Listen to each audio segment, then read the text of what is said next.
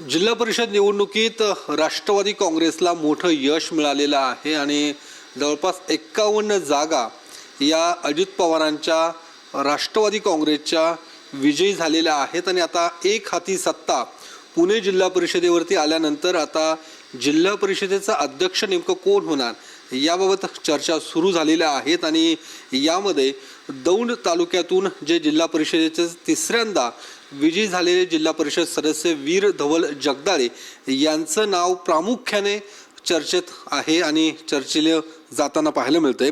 वीर धवल जगदाळे आता आपल्या सोबत आहे। तुमचं नाव सध्या चर्चेला जातंय की अध्यक्षपदासाठी काय नेमकी तुमची प्रतिक्रिया आहे?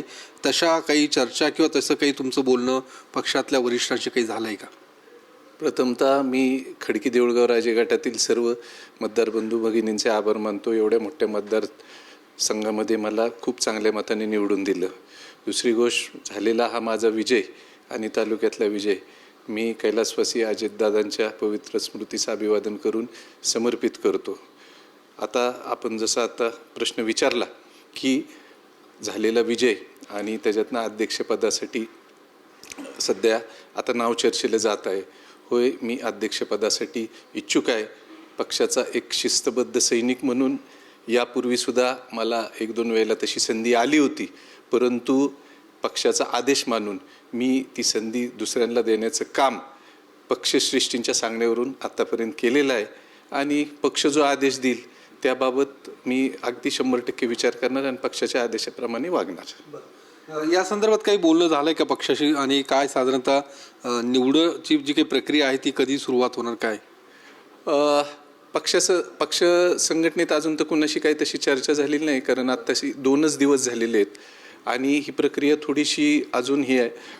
अजून काही एक माझ्या माहितीप्रमाणे 10 ते 12 दिवस लागण्याची शक्यता आहे, कारण की पहिल्या निवडी ह्या तालुका पंचायत समितीच्या सभापती, नंतर आमच्या निवडी होणार अध्यक्ष उपाध्यक्षाच्या, परंतु अजून तरी काही विचारणा झालेली नाही आणि अशी अपेक्षा आहे की एवढ्या 1-2 दिवसात अशा प्रकारच्या बैठक आमच्या पक्षश्रेष्ठी बोलवतील, सर्व सदस्यांना एकत्र करून बोलवतील अशी अपेक्षा आहे। तुम्ही स्वतः इच्छुक आहेत असं तुम्ही म्हणतायत, काय नेमकं इच्छुक असण्याचं ज्या पद्धतीने तुम्ही तिसऱ्यांदा ही निवडणूक जिंकलेली आहे, यापूर्वी देखील तुम्हाला संधी आली होती मात्र त्यावेळी ती संधी मिळू शकली नाहीये, आता तुम्हाला वाटतं की तुमच्या नावावरती शिक्कामोर्तब होईल?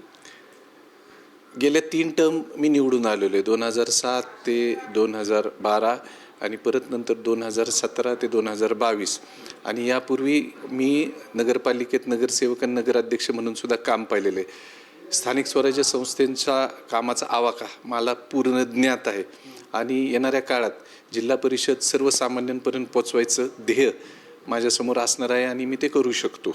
त्यामुळं माझी अशी अपेक्षा आहे की पक्षश्रेष्ठी नक्कीच माझ्या म्हणण्याचा विचार करतील।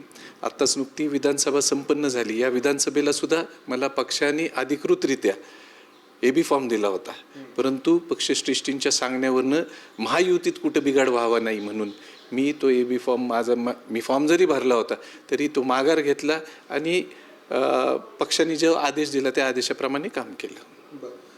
आता या सगळ्या याच्यामध्ये ज्या पद्धतीने अध्यक्षपदासाठी तुम्ही चर्चेत जातात, आता अजित पवार नाहीत, अजित पवारांच्या निधनानंतर सुनेत्रा पवार या सगळी जबाबदारी पार पाडतायत, काय नेमकं सुनेत्रा पवारांशी काही चर्चा किंवा काय या सगळ्या संदर्भात तुम्ही बोलणार आहात का काही?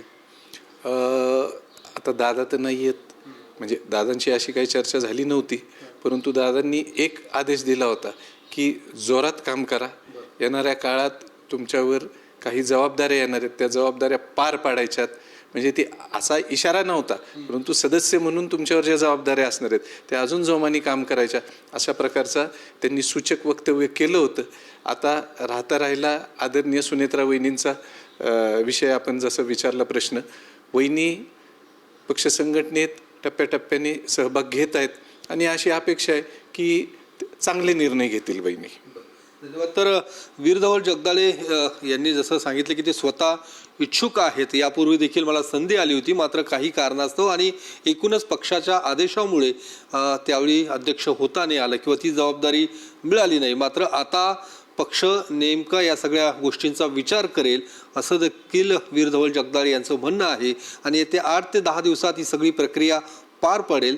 त्यामुळे नेमकं अध्यक्षपदाची वर्णी कुणाची लागणार, मात्र प्रामुख्याने जे चर्चेलं जाते ते वीर धवल यांचं नाव आहे. कॅमेरामन अभिजित पिसेसह मी योगेश बोरसे, TV9 मराठी, पुणे.